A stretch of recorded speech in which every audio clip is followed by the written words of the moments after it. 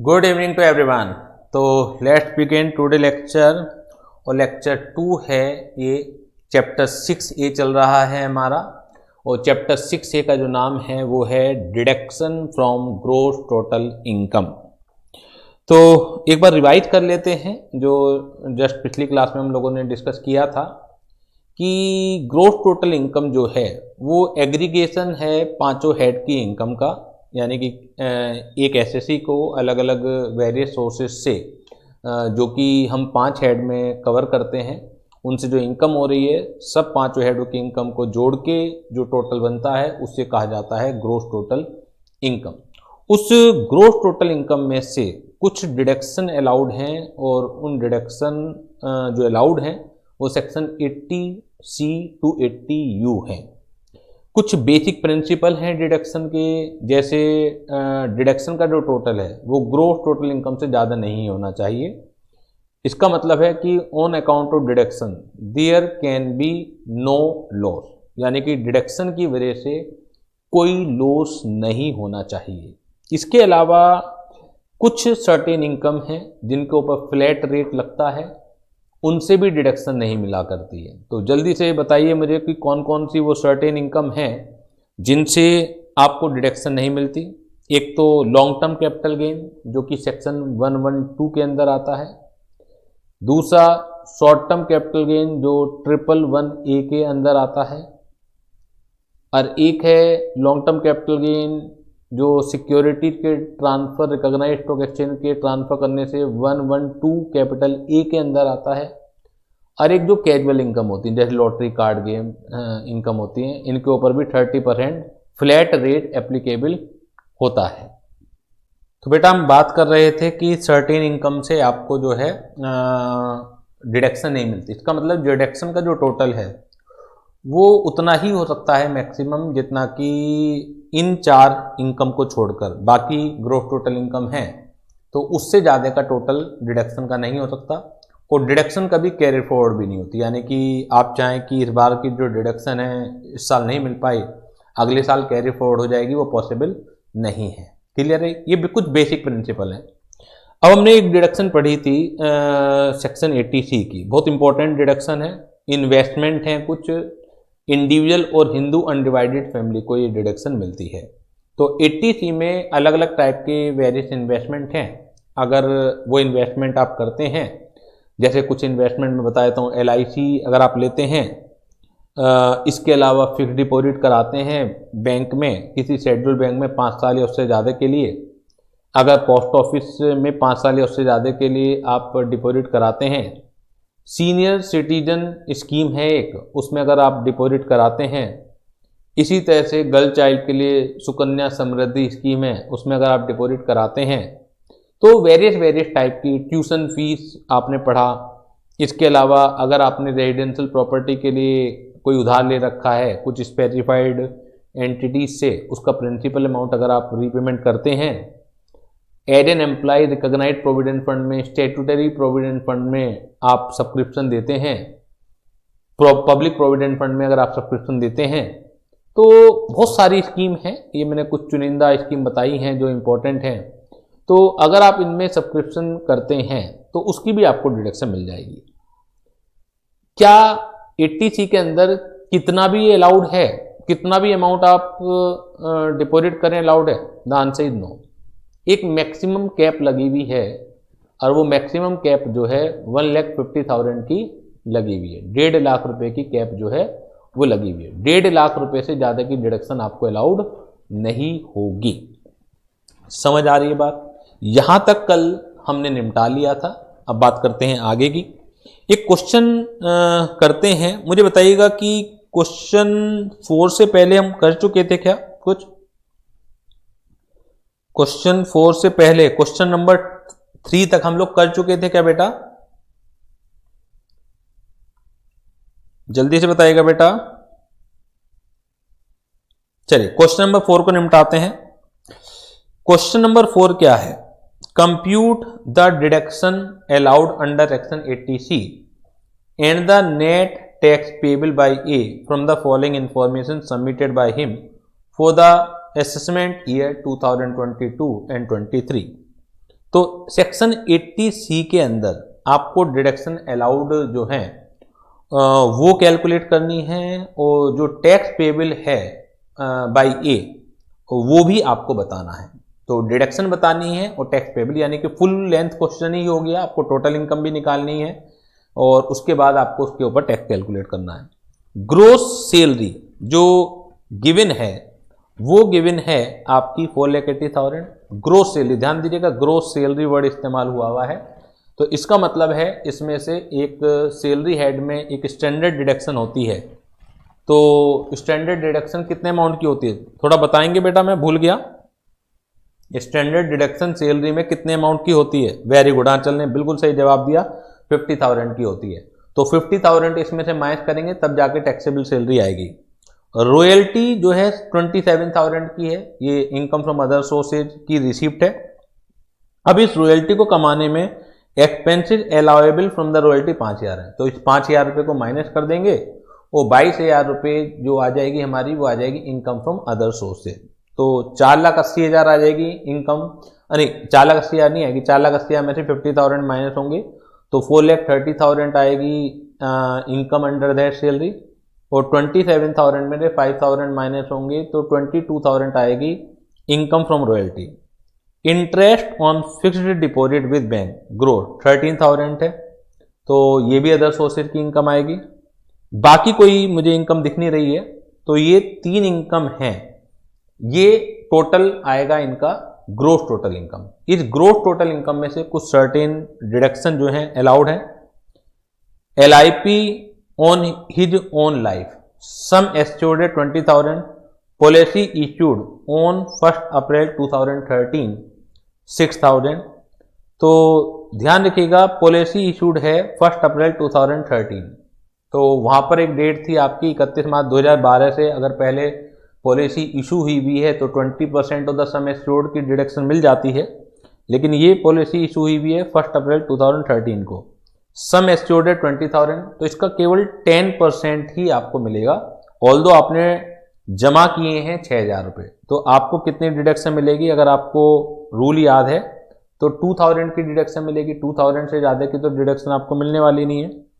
LIP on his life of the wife 2,000 रुपये, यहाँ sum assured दे नहीं रखा तो हम ये मान लेंगे कि विद इन द लिमिट ही होगी, तो ये पूरी मिल जाएगी। LIP on the life of his major son, तो बच्चे के ऊपर भी अगर आप LIC देते हैं तो 80C की डिडक्शन मिलती है, चाहे वो मैरिड है, अनमैरिड है, डिपेंडेंट है, नहीं है, तो 2,500 रुपये की ये भी आपको डिडक्शन मिल जाएगी। LIP on the life of dependent brother, इसकी नहीं मिलेगी क्योंकि brother is not your relative for this purpose. Contribution to the recognised provident fund, ये बिल्कुल डिडक्शन मिलेगी। RPF में आपने कंट्रीब्यूशन किया।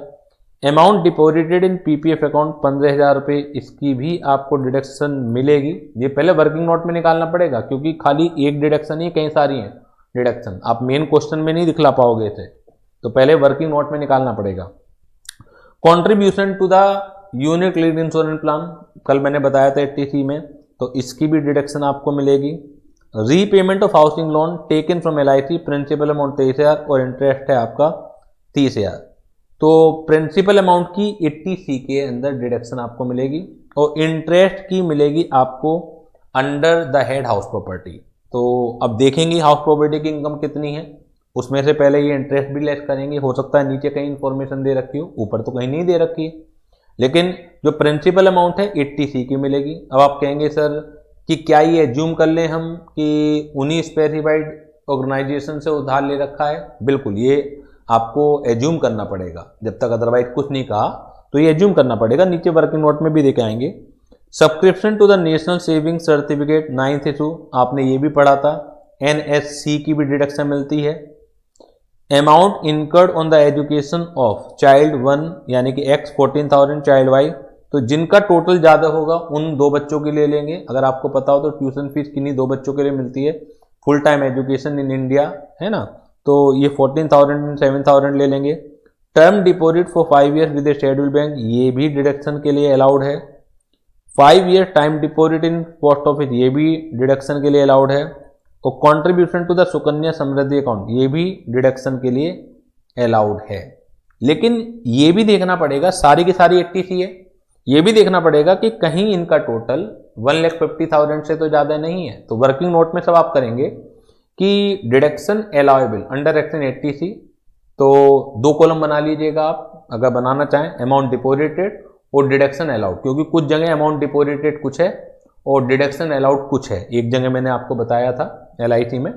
तो ऐसा कर सकते हैं, और नहीं तो सीधे जितनी डिडक्शन अलाउड है उतना लिख दीजिएगा, और जहाँ जहाँ ये अंतर आ रहा है वो नीचे नरेशन में लिख दीजिएगा, ऑल द अमाउंट डिपोजिटेड इतना है लेकिन डिडक्शन क्योंकि 10% से ज़्यादा नहीं होती है जो हमने अभी पढ़ा था, तो इसलिए डिडक्शन इतने की मिल रही है। अब फिर टोटल लगा के देखिए, क्योंकि टोटल अगर 1.5 लाख से ज़्यादा आ रहा है तो फिर उसे रेस्ट्रिक्ट कीजिएगा 1,50,000 तक। एक चीज़ और परेशान कर रही है मुझे, जो इंटरेस्ट ऑन बोरोड कैपिटल है for purchase of house property, तो हाउस प्रॉपर्टी में से घटेगा हेड में से, लेकिन हाउस प्रॉपर्टी की इनकम कहाँ है? तो नीचे देखिएगा, he had taken the loan from LIC for construction of a residential house property which was completed in 2014 and which is being utilized by A for his own residence। इसका मतलब ये self occupied हो गया, तो it means ये loss आएगा। जो 23,000 रुपये का इंटरेस्ट, प्रिंसिपल 23 था, इंटरेस्ट 30,000 रुपये का था, तो ये इनकम फ्रॉम हाउस प्रॉपर्टी ना होके लॉस फ्रॉम हाउस प्रॉपर्टी है। वो आप सैलरी से सेटअप करना चाहें सैलरी से सेटअप कर लीजिए, अदर सोर्सेज की इनकम से सेटअप करना चाहें अदर सोर्सेज की इनकम से सेटअप कर लीजिए। सेट ऑफ करने के बाद जो इनकम आएगी फिर वो ग्रॉस टोटल इनकम होगी। तो देखिए इस छोटे से खूबसूरत से क्वेश्चन में आपसे अंडर दैट सैलरी का भी एक छोटा सा प्रोविजन पूछ लिया इन्होंने कि 50,000 आपको स्टैंडर्ड डिडक्शन याद है या नहीं है। हाउस प्रॉपर्टी की भी कैलकुलेशन करा ली कि सेल्फ ऑक्यूपाइड के रूल आपको याद है या नहीं है। सेट ऑफ का भी थोड़ा सा प्रोविजन पूछ लिया इन्होंने, और डिडक्शन तो है ही है, 80C का तो सारा खेल है ही है इसके अंदर। तो आप खुद देखिए कि 4-5 चीजें पूछ ली इन्होंने इस छोटे से क्वेश्चन में। तो अब इसी तरह के क्वेश्चन के लिए आप तैयार रहिएगा। तो पूरा मैंने समझा दिया आपको, सॉल्यूशन यहां पर मैं करा देता हूं बेटा। इसका सॉल्यूशन गिवन नहीं है तो सॉल्यूशन मैं करा देता हूं इसका, तो कीजिएगा फटाफट बेटा।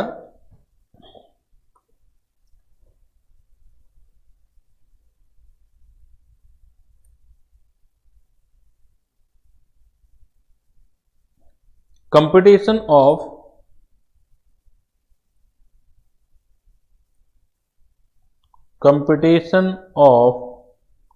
Total income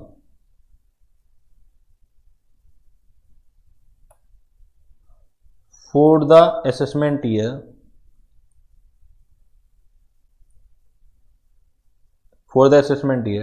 2022-23 for the assessment year 2022-23 income from salary, एक हेडिंग आ जाएगी, ये ग्रोस सैलरी है।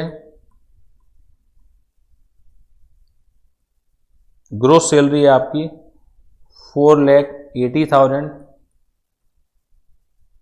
Less standard deduction under section 16 50,000, ठीक है। ये आ जाएगी टैक्सेबल सैलरी। Taxable salary 4,30,000। अब आपको पता है कि एक लॉस फ्रॉम हाउस प्रॉपर्टी है, वो भी इसी से सेटअप करना है, तो आपने लगे हाथ वो भी कर लिया। Set of loss of house property 30,000 रुपये का लॉस है, तो ये भी लगे हाथ आपने सेटअप कर लिया, और ये आउटर कॉलम में इनकम आ गई 4 लाख। हाउस प्रॉपर्टी का लॉस यहीं से सेटअप करना जरूरी नहीं था, आप चाहते तो कहीं और से भी सेटअप कर सकते थे, यानी कि अदर सोर्सेज की इनकम से भी सेटअप कर सकते थे। अब है income from other sources. Income from other sources, royalty income,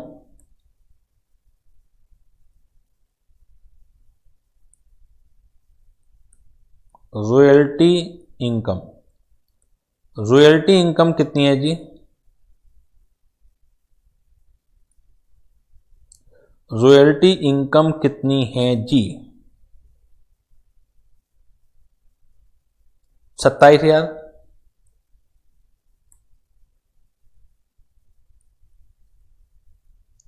less expensive incurred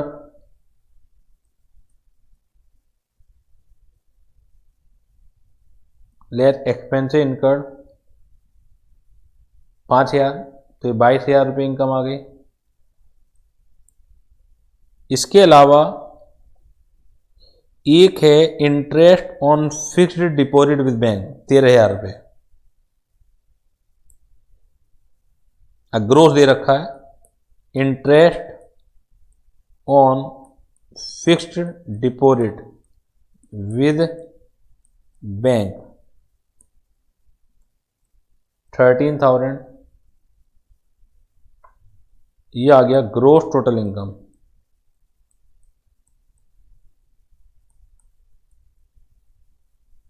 ये आ गया ग्रोस टोटल इनकम। तो ये बैठा 4,22,000 एक और 13,000 एक, तो 4,35,000, 4,35,000, ठीक है। लेस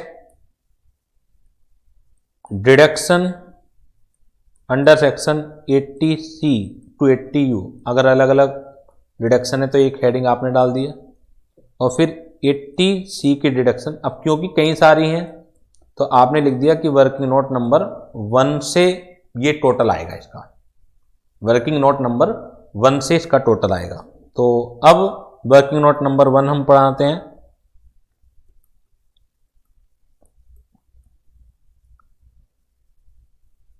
पर्टिकुलर, पहले एक हेडिंग डाल सकते हैं कि deduction allowable under section 80C,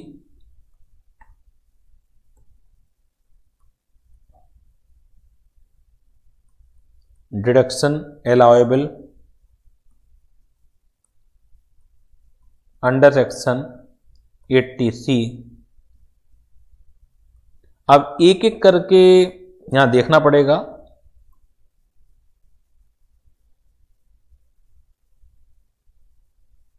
एक एक करके हम यहां देखेंगे, तो एक एक करके देखते हैं बेटा कि डिडक्शन में क्या क्या है। तो सभी के पास असाइनमेंट है, मेरे पास भी असाइनमेंट है आज, तो इसी में से देख लेते हैं। सबसे पहला जो है वो है LIP on his own life, LIP on his own life. ये था सम एश्योर्ड 20,000, पॉलिसी इशूड है 1 अप्रैल 2013 और दे रखा है आपने 6,000। तो यहां पर लिखना पड़ेगा कि मैक्सिमम 10% ऑफ सम एश्योर्ड, यानी कि 10% ऑन 20,000, तो इट मीन 2,000 ही अलाउड होगी। क्लियर है। LIP on the life of his wife, LIP of wife ये है 2,000, इसमें कोई समय एश्योर्ड दे ही नहीं रखा, तो हम ये मान लेंगे कि विद इन द लिमिट ही होगी। नेक्स्ट है LIP on the life of his major son, LIP of son major son 2,500। फिर है फोर्थ LIP ऑफ ब्रदर, ये नॉट अलाउड, ठीक है ना। फिर है फिफ्थ है कंट्रीब्यूशन टू RPF, मैं सिंपल लिख दे रहा हूं RPF, contribution to RPF 20,000। PPF फिर लिख देता हूं, पब्लिक प्रोविडेंट फंड PPF लिख देता हूं 15,000। यूलिप लिख देता हूं, यूलिप आ गया 3,000। फिर आ गया repayment of housing loan, repayment of housing loan repayment of housing loan, ये आ जाएगा आपका प्रिंसिपल अमाउंट है 23,000। NSC, NSC 9th issue 25,000, 9th issue 25,000। Next है आपका 10th tuition fees, tuition fee तो 14,000 plus 7,000 21,000।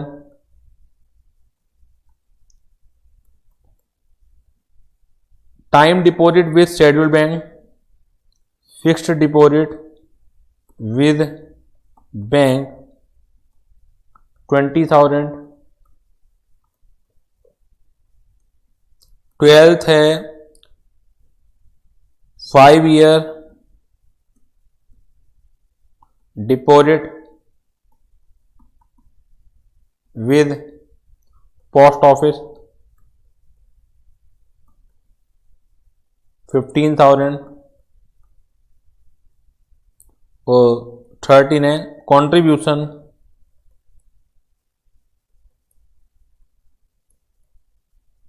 To Sukanya Samriddhi account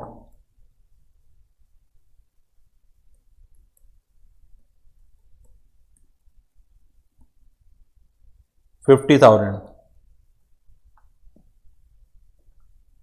तो ये टोटल आप मारिए फटाफट कितना आता है बेटा, ये टोटल आप कीजिए कितना आता है।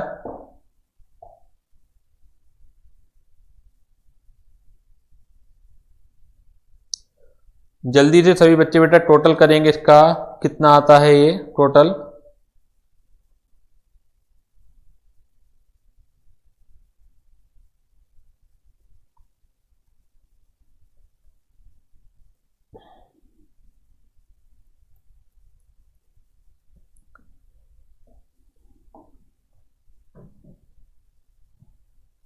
जल्दी से टोटल कीजिए बेटा।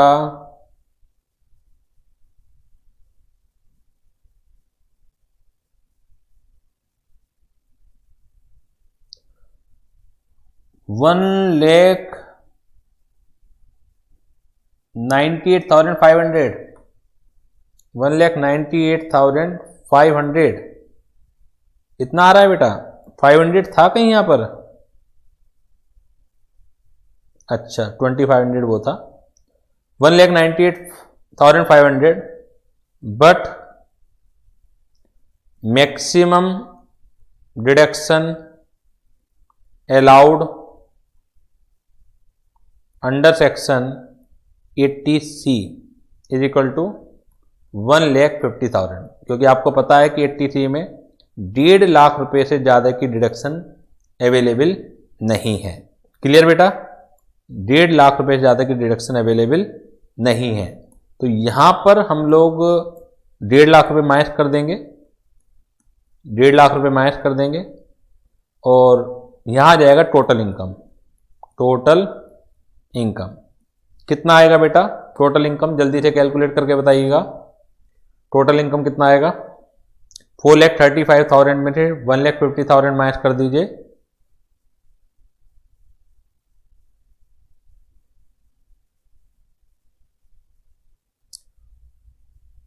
285, वेरी गुड, 2,85,000। अब इस 2,85,000 पर टैक्स निकालना है आपको, जो कि नील बैठेगा, मतलब 2.5 लाख रुपए एग्जेम्प्ट। अगले 35,000 पर आप टैक्स निकालेंगे 5% से, फिर सेक्शन 87 कैपिटल ए की रिबेट मिल जाएगी। आपको मालूम है कि टोटल इनकम 5 लाख रुपए से ज़्यादा नहीं है तो रिबेट भी मिल जाती है। अब कोई ऐसी इनकम नहीं है जो स्पेशल रेट से टैक्सेबल होने वाली हो, यानी कि कोई लॉन्ग टर्म कैपिटल गेन नहीं है, शॉर्ट टर्म 111 वाला नहीं है, लॉटरी की इनकम नहीं है, ये स्पेशल रेट से टैक्सेबल होने वाली इनकम है। बाकी तो सब फ्लैट मतलब स्लैब रेट से टैक्सेबल होती हैं। तो जो टैक्स पेबल आएगा इसका लास्ट में निकल के वो आएगा नील।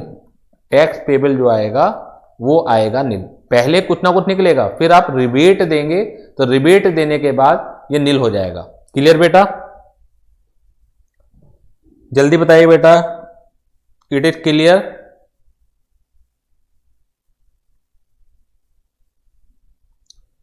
कोई डाउट, कोई परेशानी? चलिए, सब बच्चों ने कॉपी कर लिया? ये सभी बच्चों ने ये कॉपी कर लिया बेटा? चलिए नेक्स्ट क्वेश्चन पे चलते हैं। नेक्स्ट क्वेश्चन पे चलते हैं। Question number 5, R who was born on 4th of January 1959। R जो है, जो बोर्न हुआ है 4 जनवरी 1959, इससे हम एज का पता लगाएंगे कि ये इसकी एज कितनी है। 60 ईयर से ऊपर है, 60 ईयर से कम है, 80 ईयर से ऊपर है, क्योंकि ये टैक्स रेट में काम आता है। सीनियर सिटीजन है या वेरी सीनियर सिटीजन है। तो 1960 भी अगर मान लें, और अब आपका प्रीवियस है जो चल रहा है 21-22 चल रहा है, तो 40 तो एक हो गए और 20 एक हो गए, 60 साल से ऊपर है। 80 साल तो दूर दूर तक नहीं है अभी ये। तो यानी कि सीनियर सिटीजन का क्वेश्चन हो गया। इससे पता लग रहा है कि ये R is a senior citizen. Clear हो गई? Rent from house per month है 25,000, तो इससे इनकम निकालनी पड़ेगी आपको हाउस प्रॉपर्टी की। यही ग्रोस एनुअल वैल्यू हो जाएगी, क्योंकि कुछ और तो दे नहीं रखा कि स्टैंडर्ड रेंट कितना है, म्युनिसिपल वैल्यू कितनी है। तो जो रेंट दे रखा है वही जीएबी हो जाएगी। फिर municipal taxes paid during the previous है 20,000 रुपये, ये डिडक्शन देंगे, एनएबी आएगी। एनएबी में से 30% और माइनस करेंगे तो इनकम फ्रॉम हाउस प्रॉपर्टी आ जाएगी। अगर इंटरेस्ट ऑन बोरोड कैपिटल होगा तो वो भी माइनस हो जाएगा। इसमें दिख नहीं रहा वैसे मुझे। Long term capital gain on sale of gold 90,000 है, ये इनकम कैलकुलेट करके दे रखी है। Interest on fixed deposit in a bank gross, ये भी ग्रोस दे रखा है। अगर टीडीएस हटा के दे रखा होता तो टीडीएस में जोड़ना पड़ता। वो चीज आपकी जब टीडीएस पढ़ लोगे तो भी क्लियर हो जाएगी कि कब टीडीएस कटता है कब नहीं कटता। फिलहाल ये ग्रोस दे रखा है, तो ग्रोस की ही जरूरत है मुझे। Term deposit in A scheduled bank for 6 year, ये 80C की डिडक्शन है, केवल इसमें डिडक्शन एक ही है। तो compute the total income and tax liability of R for the assessment year 2022-2023। तो बड़ा छोटा सा क्वेश्चन है। बेसिकली इसमें डिडक्शन तो नाम मात्र की है 80C की, बाकी तो टोटल इनकम का क्वेश्चन है और मेनली इसमें हाउस प्रॉपर्टी है। तो मुझे बताइए कि ये कर लेंगे आप, क्योंकि बड़ा सिंपल सा क्वेश्चन है। अननेसेसरली हम अपना टाइम इसमें वेस्ट करें, कोई फायदा नहीं है। इनकम फ्रॉम हाउस प्रॉपर्टी निकालेंगे। रेंट जो 25,000 रुपये दे रखा है यही जीएबी आ जाएगी। 25,000 × 12 यानी कि 3 लाख की ग्रोस एनुअल वैल्यू आ जाएगी। फ्रॉम 3 लाख 20,000 डिडक्ट होंगे तो 2,80,000 आपकी आ जाएगी एनएबी। अब 2,80,000 का 30% माइनस होगा तो वो माइनस करने के बाद आ जाएगी इनकम फ्रॉम हाउस प्रॉपर्टी। तो वो तो इनकम फ्रॉम हाउस प्रॉपर्टी हो गई। उसमें फिर लॉन्ग टर्म कैपिटल गेन अलग से जोड़ देंगे या आप इंटरेस्ट ऑन फिक्स्ड डिपॉजिट अलग से जोड़ देंगे, और इन्हें जोड़ने के बाद आएगी जीटीआई। उस जीटीआई में से 20,000 रुपये 80C के माइनस कर देंगे तो आ जाएगी आपकी टोटल इनकम। उस टोटल इनकम पर बाकी इनकम पर तो स्लैब रेट लगेगा 90,000 को छोड़कर। 90,000 को हटा दीजिएगा, 90,000 के ऊपर फ्लैट लगेगा यानी कि 20%। बाकी इनकम पर जैसे आप टैक्स लगाते हैं वैसे ही लग जाएगा। क्लियर बेटा? जल्दी बताइए बेटा, this question is clear?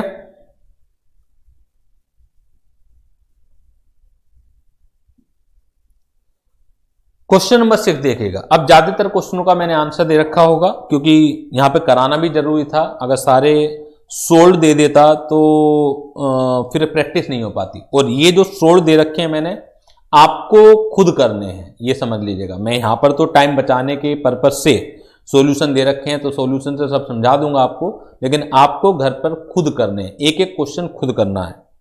Question number 6, mister G is working with ABC limited and getting basic salary of 20,000 per month. Mister J ABC limited में वर्क करते हैं और 20,000 रुपये पर मंथ उन्हें सैलरी मिल रही है, तो इसका मतलब सैलरी इनकम भी निकालनी पड़ेगी 20,000 × 12। इसके अलावा सैलरी का भी रिवीजन हो जाएगा आपका इसके साथ साथ। He get DA of 5% of basic salary which is considered for retirement benefit. तो डियरनेस अलाउंस बेसिक सैलरी का 5% भी टैक्सेबल होगा और ये कह रहे हैं कि रिटायरमेंट बेनिफिट का भी है, तो इसका मतलब जहां जहां डीए को जोड़ना पड़ता है रिटायरमेंट बेनिफिट वाले, तो उन पर्पज के लिए भी डीए जो है जोड़ा जाएगा।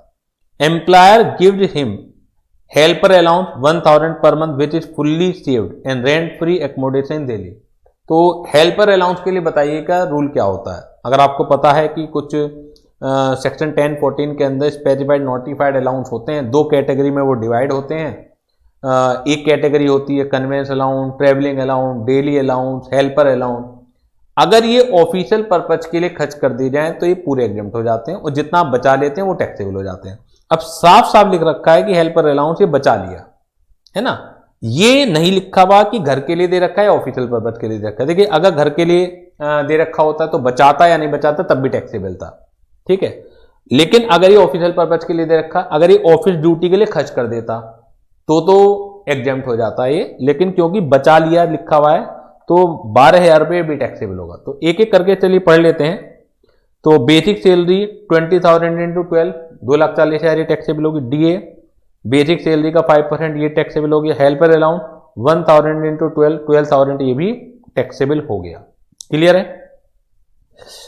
ही रेंट फ्री एकोमोडेशन हम निकाल लेंगे, दिल्ली में है तो निकाल लेंगे, 15% ऑफ द सैलरी आ जाएगा।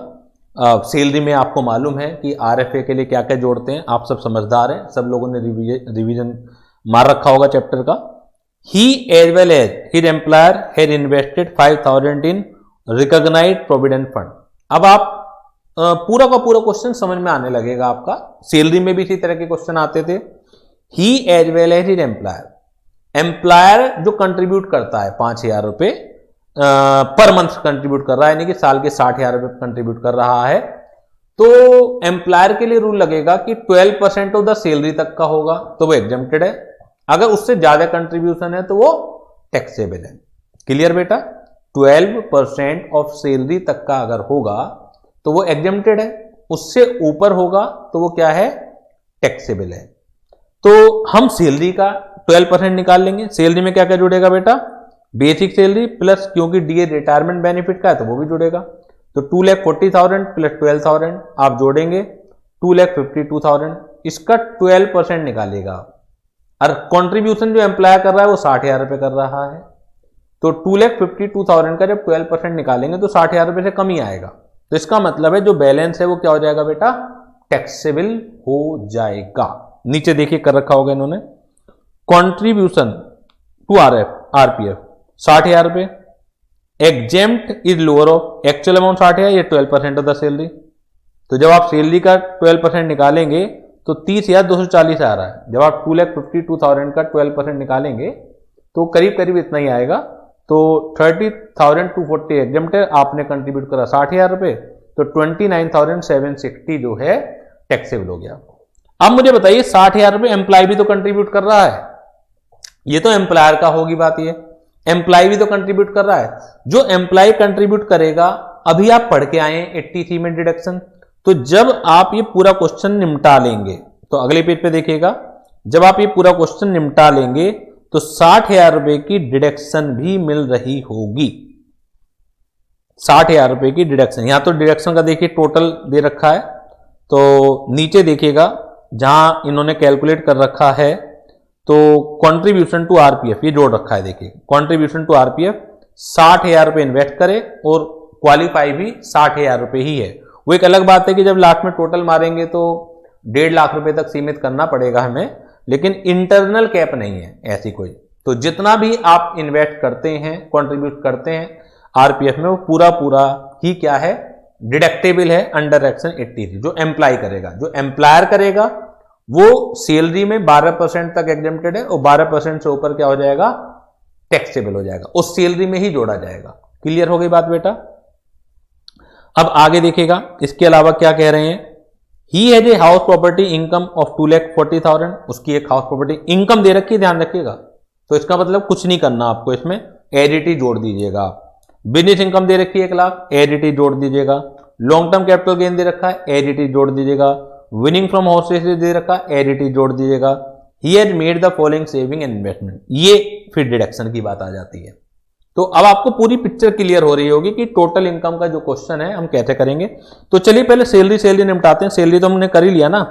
आरएफए तो आप कर लेंगे बेटा, 2,64,000 का 15%, क्योंकि आरएफए के लिए जो सैलरी जोड़ी जाती है तो इस क्वेश्चन में दो ही चीजें हैं बस, एक तो बेसिक सैलरी है और एक डी है, बाकी हेल्पर, हाँ हेल्पर अलाउंस भी जोड़ना पड़ेगा आपको, क्योंकि सारे टैक्सेबल अलाउंस जोड़े जाते हैं, सारे के सारे टैक्सेबल अलाउंस जोड़े जाते हैं, परक्यूरेट कोई नहीं जोड़ा जाता, ठीक है ना। तो यहाँ पे 2,64,000 का 15% आ गया, ये आरएफए की वैल्यू आ गई। अगले पेज पर आ जाइएगा, अगले पेज पर आ जाइएगा। तो यहां पर अगले पेज पर क्या है, ग्रोस सैलरी आ गई, इसमें से डिडक्शन देंगे 50,000 रुपए के, 2,83,360 आ गया। तो हमने सैलरी का क्वेश्चन अलग करा, क्योंकि टैक्सेबल इनकम का अलग करेंगे हम। इसमें सैलरी जो कैलकुलेट करके लाए वो हाफ पॉवर्टी क्वेश्चन में दे रखी है, पीडीवीपी क्वेश्चन में दे रखी है, कैपिटल गेन क्वेश्चन में दे रखा है, अदर सोर्सेज जो लॉटरी वगैरह विनिंग है वो क्वेश्चन में दे रखी है, जीटीआई आ गई, और ये डिडक्शन की बात आ जाती है। तो ये देखना पड़ेगा कि एक आधी चीज होती तो सैलरी को हम मेन क्वेश्चन में निपटा देते, लेकिन क्योंकि काफी लंबी सैलरी थी तो पहले सैलरी को अलग निकाला आपने और फिर टोटल इनकम को हमने वहां पे पुट कर दिया। अब आप 80C समझ लीजिए, deposit in PPF account 80C मिल जाएगी, बिल्कुल मिलेगी। इन एनएससी इसकी भी मिलेगी। इन्वेस्टमेंट इन केवाईपी, कुछ आपने पढ़ा है क्या इस तरह का, केवाईपी किसान विकास पत्र पढ़ा है क्या बेटा 80C में? मुझे ध्यान नहीं आ रहा, किसान विकास पत्र पढ़ा है क्या आपने 80C में? नहीं, तो इसकी नहीं मिलेगी। Repaid housing loan 25,000 which include 5,000 for interest, तो इस 25,000 रुपए की भी मिल जाएगी आपको। इस 5,000 रुपए का बेटा क्या करोगे, इंटरेस्ट के हैं 5,000 रुपए, इसका क्या करोगे बेटा? हाउस प्रॉपर्टी में से घटा दें इसे,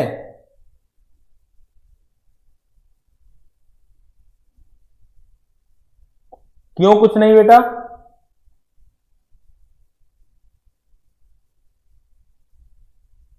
मुझे तो लग रहा है कि हाउस प्रॉपर्टी में से घटाना चाहिए, पहले भी तो घटाया हमने।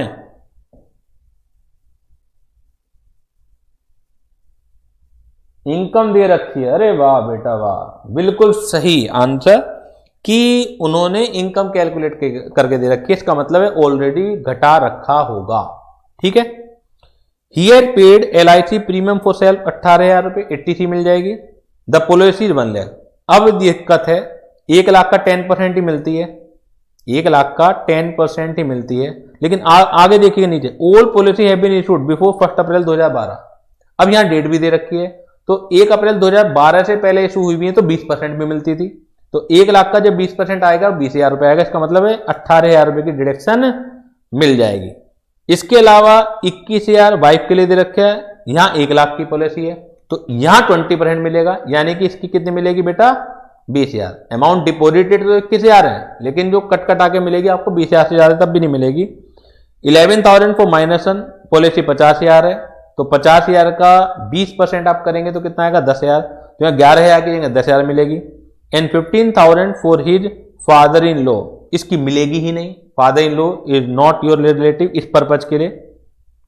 इसके बाद है his children are studying in school and colleges, education expenses for my child 6,000, major के लिए 10,000 which include 5,000 for part time studies and 11,000 for major daughter. इसे बहुत अच्छी तरह समझिएगा, ट्यूशन फीस है, ये ट्यूशन फीस है, किन्हीं भी 2 बच्चों के लिए मिलती है, आपको मालूम है किन्हीं भी 2 बच्चों के लिए मिलती है। अब ये देखना है कि किस में लेने में फायदा रहेगा, तो देखिएगा एक 6,000 हो गए, अरे 11,000 हो गए, ठीक है ना। अब मेजर सन में 10,000 मेरे 5,000 घटाओगे तो ये 5,000 ही तो बचेंगे, क्योंकि मेजर सन के लिए 10,000 है जिसमें से 5,000 पार्ट टाइम स्टडीज के लिए, तो पार्ट टाइम स्टडीज के लिए तो वैसे भी नहीं मिलती, तो इसका मतलब है अगर इसकी लेना चाहोगे आप तो ये 5,000 रुपए ही तो बचे, तो 6,000 5,000 11,000, तो कौन से 2 बड़े हैं, एक तो 6,000 बड़ा है और एक 11,000 बड़ा है, इस 5,000 को छोड़ ही दोगे आप। ये दिमाग लगाना पड़ेगा आपको किन 2 बच्चों की आपको लेने में फायदा है। तो जब आप नेक्स्ट पेज पर देंगे तो 11 और 6 ये 17,000 रुपए ट्यूशन फीस के रूप में मिल रहे होंगे। तो देखिएगा 11,000 प्लस 6,000, जबकि डिपॉजिट तो ज्यादा हुए ना, तो 17,000 आपको मिल गई। तो नाउ इट इज क्लियर बेटा।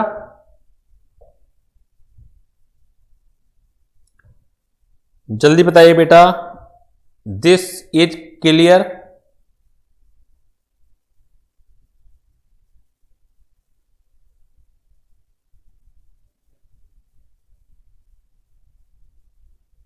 कोई डाउट, कोई परेशानी? करके जरूर देखिएगा बेटा।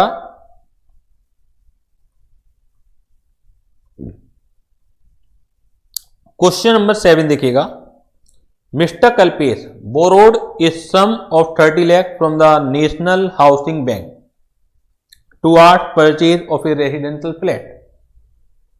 कल्पेश ने 30 लाख रुपए नेशनल हाउसिंग बैंक से बोरो किए रेजिडेंशियल फ्लैट को खरीदने के लिए। The loan amount was disbursed directly to the flat promoter by the bank. जो लोन अमाउंट है वो डायरेक्टली बैंक ने फ्लैट प्रमोटर को दे दिया। Though the construction was completed in May 2022। ध्यान दीजिएगा डेट क्या दे रखी है, कंस्ट्रक्शन कंप्लीट हुआ मई 2022 में। Repayment towards principal and interest had been made during the year ending 31 March 2022। Construction कभी भी कंप्लीट हुआ हो लेकिन बैंक तो अपना ईएमआई भी लेगा, इंटरेस्ट भी लेगा, तो ये कह रखा है कि प्रिंसिपल इंटरेस्ट का payment during the year 31 March 2022 में भी हुआ था, यानी कि प्रीवियस 21-22 में भी हुआ था। In the light of the fact state whether Kalpesh can claim deduction under section 24 in respect of interest for assessment year 22-23। तो आपको बताना है कि क्या इंटरेस्ट की deduction under the head house property मिल सकती है। The answer is no. जब देखिए इंटरेस्ट की डिडक्शन तब मिलेगी जब इनकम चार्जेबल होगी under the head house property, और जब तक मकान आपका कंप्लीट हुआ ही नहीं। मकान कंप्लीट हुआ है मई 2022, यानी कि प्रीवियस ईयर 22-23 में कंप्लीट हुआ है, तो 22-23 वाले प्रीवियस ईयर से डिडक्शन मिलना शुरू होगी। 21-22 वाले प्रीवियस ईयर से डिडक्शन नहीं मिलेगी। Under the head house property मकान हो आपके पास तभी तो डिडक्शन में दूंगा ना। और next, whether deduction under section 80C can be claimed for the above assessment year even though construction was completed only after the closure of the year. तो जब 80C की प्रिंसिपल अमाउंट की डिडक्शन लेते हैं तो क्या उसकी डिडक्शन मिल जाएगी? उसकी भी नहीं मिलेगी, क्योंकि वहां पर भी क्या लिखा हुआ है कि एक ऐसी residence allowed the income of which is chargeable under the house property. तो ये एक ऐसा मकान है जिसकी इनकम चार्जेबल ही नहीं है, अभी प्रीवियस ईयर 21-22 में चार्जेबल ही नहीं है। तो इस वजह से 80C के अंदर भी प्रिंसिपल अमाउंट की डिडक्शन नहीं मिलेगी। और ये वाला क्वेश्चन कई बार आ चुका है, मैंने यहां पे एक बार का दे रखा है, लेकिन ये 3-4 बार एज इट इज क्वेश्चन पूछा जा चुका है पेपर में। और जैसे पिछले साल से एक नया टैक्स रिजिम आया है आपका 115BAC, उसकी वजह से काफी फर्क पड़ा है। देखिए अगर आप 115BAC में टैक्स ऑप्ट करते हैं कि मुझे 115BAC में देना है, और ये तब तक ऑप्ट नहीं करना जब तक कि क्वेश्चन में ना लिखा हुआ हो, और एक ना एक क्वेश्चन जरूर आएगा आपका। तो 115BAC में अगर आप ऑप्ट करते हैं तो कोई डिडक्शन आपको 80C to 80U नहीं मिलती, एक्सेप्ट 80CCD2 जो हम पढ़ेंगे और 80JJAA, यानी कि पूरे के पूरे चैप्टर में कोई डिडक्शन जो हम अभी 80C पढ़ के आए हैं वो भी डिडक्शन नहीं मिलेगी आपको अगर आप 115BAC में टैक्स देना स्वीकारते हैं। तो देखा जाए निर्मला सीतारमण ने बड़ी होशियारी दिखलाई कि लोगों को कह दिया देखिए कि हम एक नया टैक्स रिजिम ला रहे हैं, और आप शोर मचाते रहते हैं कि जी टैक्स रेट बहुत ज़्यादा है, बहुत ज़्यादा है, रिलैक्सेशन दीजिए। हम रिलैक्सेशन देते हैं आपसे, लेकिन बहुत सारे जो बेनिफिट हैं आपसे वो दबे पाव उन्होंने छीन भी लिए आपसे, जिसका आपको पता भी नहीं लग रहा। तो कोई डिडक्शन आपको नहीं मिलेगी अगर आप नए टैक्स सिस्टम के अंदर टैक्स देते हैं, एक्सेप्ट 80CCD2 और 80JJAA। इसके अलावा कोई भी टैक्स डिडक्शन आपको नहीं दी जाएगी। तो जल्दी से बताइएगा बेटा, इट इज क्लियर? ये क्लियर हो गया है या नहीं हुआ है बेटा? अब एक डिडक्शन छोटी सी है वो पढ़ लेते हैं, 80CCC। 80CCC देखिए कुछ इन्वेस्टमेंट ऐसे भी हैं जो आपको डिडक्शन एक से ज्यादा हेड में मिल जाती है ना। तो ये सब जगह लिखा रहता है कि अगर आपने किसी और हेड में ले ली है डिडक्शन और किसी सेक्शन में ले ली है तो आपको यहां नहीं मिलेगी। तो जैसे 80CCC है deduction in respect to certain pension fund, pension fund क्या होते हैं कि आप सब्सक्रिप्शन दे रहे हो, LIC के पेंशन फंड में दे रहे हो, किसी और जैसे हमने कल पढ़ा था एक नेशनल हाउसिंग बैंक के में सब्सक्रिप्शन दे रहे हो पेंशन को रिसीव करने के लिए, है ना। तो आप आज पैसा जमा करोगे और एक सर्टेन एज पर आपकी जब आयु हो जाएगी उसके बाद आपको पेंशन मिलेगी। तो कुल मिला के ये कॉन्सेप्ट है। तो ये डिडक्शन किसे मिलेगी? Deduction allowed only to the individual asset, केवल इंडिविजुअल एसेट को मिलेगी। It is allowed in respect of an amount paid for a contract for any annuity plan of life insurance corporation of India or any other insurer for receiving pension from the fund. खाली LIC ही company नहीं है, इसमें और भी कंपनियां हैं। तो आप जो पेमेंट दे रहे हैं वो क्यों दे रहे हैं? कि आपको एन्युटी चाहिए, एनुअल पेमेंट चाहिए एक एज में पहुंचने के बाद, जिसे हम पेंशन कह देंगे, है ना। LIC से चाहिए या एनी अदर इंश्योरर से चाहिए। तो आप फिलहाल अमाउंट डिपॉजिट कर रहे हैं। The amount is paid out of with income chargeable tax और deduction is allowed to the amount paid or 1,50,000 whichever is less. कुछ पेंशन फंड ऐसे भी हैं जो 80C के अंदर भी हैं। तो अगर 80C में उनकी डिडक्शन मिल गई तो 80CCC में डबल नहीं मिलेगी। कहने का मतलब ये है, ठीक है ना। तो जब तक स्पेसिफिक ना आए 80C का नाम तो आप पेंशन फंड के लिए 80CCC ही सेक्शन यूज कीजिए। लेकिन मैंने आपको बता दिया बहुत सारे ऐसे भी हैं जो 80C के अंदर भी शामिल हैं, तो फिर 80CCC नहीं मिलेगा। आज तो आपको डिडक्शन दे रहे हैं, लेकिन कभी ना कभी तो पेंशन आएगी। जैसे एम्प्लॉय जो होता है कहीं सर्विस करता है तो रिटायरमेंट के बाद पेंशन आती है, तो वो टैक्सेबल होती है ना, तो ये भी टैक्सेबल होगी। If the assessee or his nominee received any amount including interest or bonus, such amount shall be included in the total income of the assessee or his nominee in the year of receipt। तो ये ध्यान रखिएगा आप, इसे कहते हैं हम EET scheme. ये मैं जानकारी के लिए बता रहा हूं। किसी भी इन्वेस्टमेंट की 3 स्टेज होती हैं। एक स्टेज होती है जिस समय आप डिपॉजिट करते हैं, यानी कि पहली स्टेज, उस समय हमने कुछ नहीं कहा बल्कि वो डिडक्शन दे दी। अब आप हर साल इन्वेस्ट करेंगे तो हर साल इनकम तो आ रही होगी ना, वो इनकम भी आपके जमाई हो रही होगी, तो दूसरी स्टेज हो गई वो, ठीक है ना। उस समय भी हमने कुछ नहीं कहा आपसे। लेकिन जब तीसरी स्टेज है, जब वो मिलेगी, तो उस समय हम कह रहे हैं आप टैक्स दीजिए। जो ये पेंशन मिल रही है उस समय आप टैक्स दीजिए, चाहे आपको मिल रही है चाहे आपके नॉमिनी को मिल रही है। क्लियर हो गई। एक सेकंड पॉइंट क्लैरिफिकेशन के लिए कह दिया जो मैंने अभी आपको बताया, where deduction has been allowed under section 80CCC, deduction under section 80C will not be available in respect of any payment made towards the annuity plan. क्योंकि कुछ स्कीम ऐसी हैं जो वहां पर भी हैं। तो अगर आपको 80CCC में डिडक्शन मिल गई तो सेम पेमेंट की आपको 80C की पेमेंट नहीं मिलेगी, और ये लिखना इन्हें पड़ता है। ऑब्वियस नहीं है इनकम टैक्स में। कभी आप सोचें सर ये तो हमें मालूम ही है कि एक ही चीज की डबल थोड़ी मिलेगी, मिल जाती है। अगर ये ना लिखेंगे तो ये मिल जाती है। अगर दो अलग अलग सेक्शन में वो इन्वेस्टमेंट हैं तो आप दोनों सेक्शन को एंजॉय कीजिए, इसलिए इन्हें लिखना पड़ता है। क्लियर होगी बात बेटा? जल्दी बताइए बेटा, यहां तक कोई भी प्रॉब्लम, कोई भी परेशानी हो तो।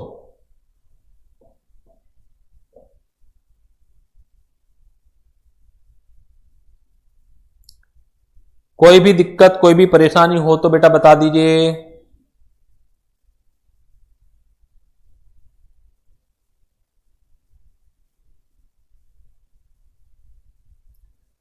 चलिए बेटा, आज आप यहीं तक रिवाइज कीजिए, मुझे कोई जल्दीबाजी नहीं है।